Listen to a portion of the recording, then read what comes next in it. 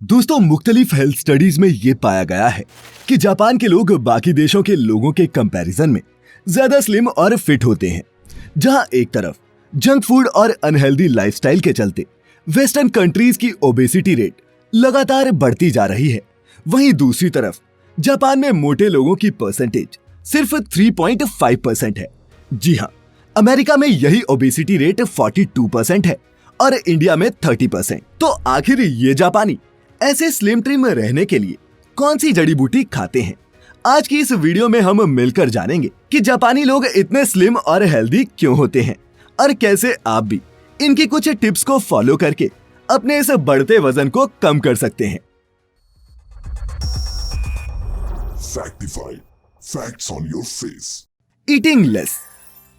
कई जापानी अपनी लंबी उम्र के लिए इस प्रैक्टिस को जिम्मेदार मानते हैं, जिसे जापानी लैंग्वेज में हराहाची बुक कहा जाता है। इसमें होता क्या है कि जब उनका पेट 80% भरा हो तो ये खाना बंद कर देते हैं। कैलोरी रिस्ट्रिक्शन और माइंडफुल ईटिंग की कल्चरल प्रैक्टिस की वजह से जापानी लोग इतने पतले रहते हैं।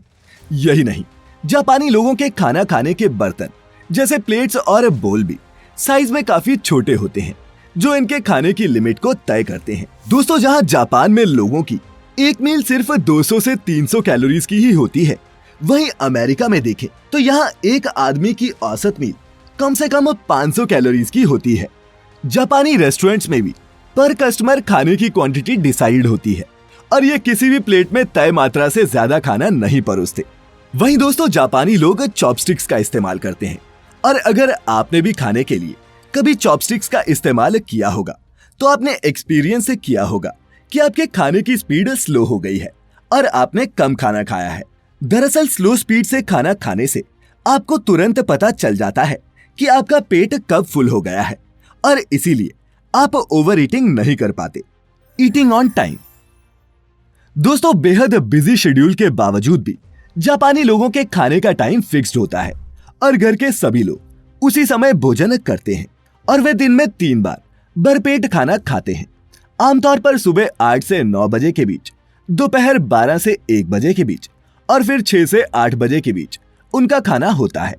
रिसर्चर्स के मुताबिक अनियमित भोजन से मोटापा, हाई ब्लड प्रेशर और टाइप 2 डायबिटीज हो सकता है, लेकिन चूंकि जापानी लोग फिक्स टाइम पर ही खाना खाते हैं, इसीलिए दूसरे देशों के मुकाबले यहाँ ये बीमारियां भी कम होती हैं।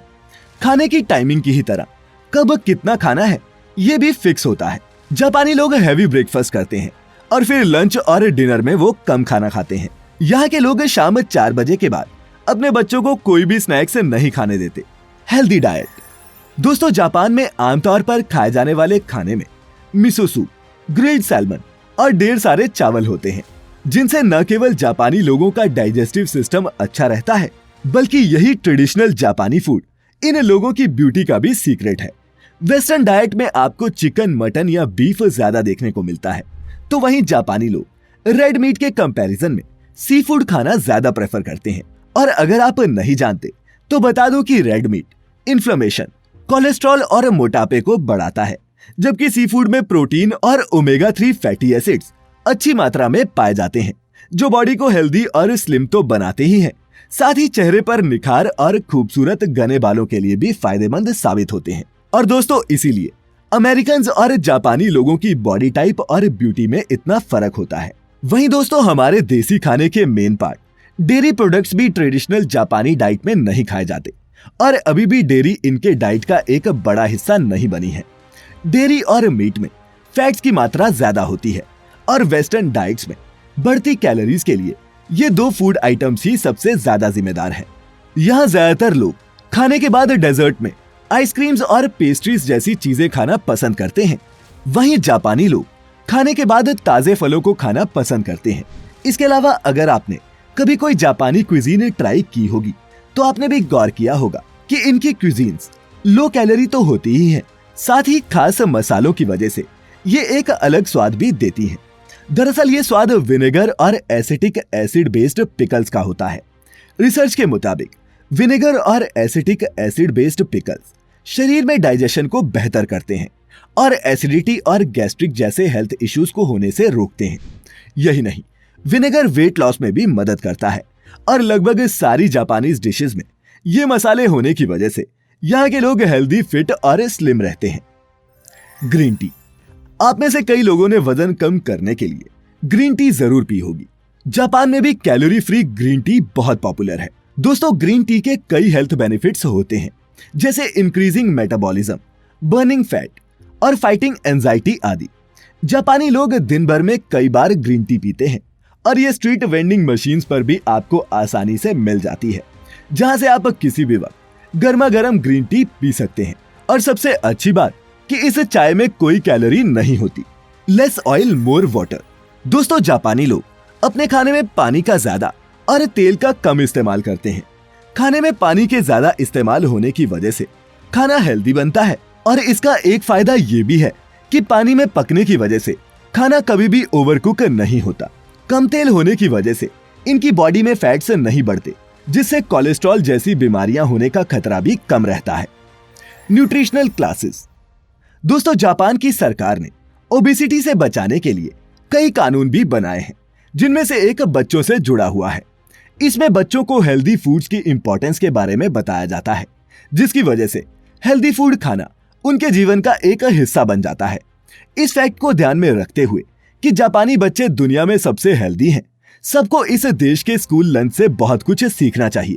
जापान में बच्चों का स्कूल लंच एक रिच एक्सपीरियंस होता है, जहां कल्चर, न्यूट्रिशन और सस्टेनेबिलिटी एक साथ देखने को मिलती है। जापान के स्कूलों में दिया जाने वाला ये मुफ्त लंच न्यूट्रिशन से भरपूर, ताजा और बच्चों द्वारा खुद बनाया जाता है।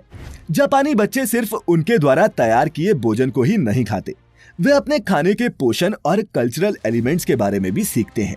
इनका खाना स्कूल के ही फार्मलैंड पर उगाया जाता है, जहां ये बच्चे खुद मेहनत करके सब्जियां उगाते हैं और इनके खाने में चावल, सब्जी, मछली और सूप का एक संतुलित मेन्यू शामिल होता है।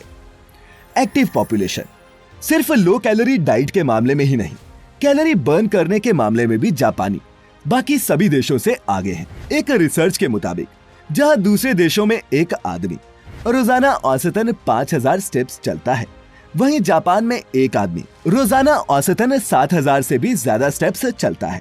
जापानी लोग स्कूल, सबवे और रेलवे स्टेशन जाने के लिए ज्यादा से ज्यादा वॉकिंग और साइकिल्स का इस्तेमाल करते हैं, जो उन्हें फिट रखने में मदद करता है। इसके अलावा ज्यादातर लोग फिट रहने के लिए कई प्रकार के मार्शल आर्ट्स भी सीखते हैं, जिससे उनकी कई कैलोरीज बर्न होती हैं। लोगों को फिट रखने के लिए यहाँ की सरकार ने मेटाबॉलिज्म कानून भी बनाया है, जो 2008 से लागू किया गया था, जिसके तहत यहाँ के आदमियों की कमर का साइज एक तय सीमा से ज्यादा नहीं हो सकता। लेकिन हाँ, मेटाबो लॉ नाम से पॉपुलर ये कानून सिर्फ यहाँ के 40 से 75 साल के सरकारी कर्मचारियों पर ही लागू होता है। Societal pressure.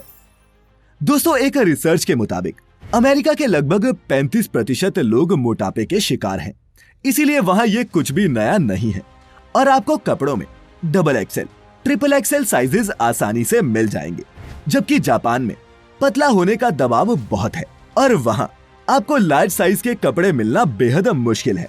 जहां एक तरफ अमेरिका में लोग वेट के टॉपिक के बारे में बात करने से हिचकिचाते हैं, तो वहीं जापान के लोग मोटे लोगों को ट्रैक पर लाने के लिए वजन के मुद्दों पर बात करने में बिल्कुल भी नहीं शर्माते।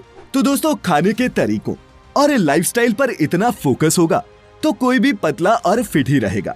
खैर, अगर आप भी इन जापानी लोगों की तरह स्लिम ट्रिम होने की चाहत रखते हैं तो कचौरी समोसे को अलविदा कहिए और इनकी तरह हेल्दी डाइट लेना शुरू करिए।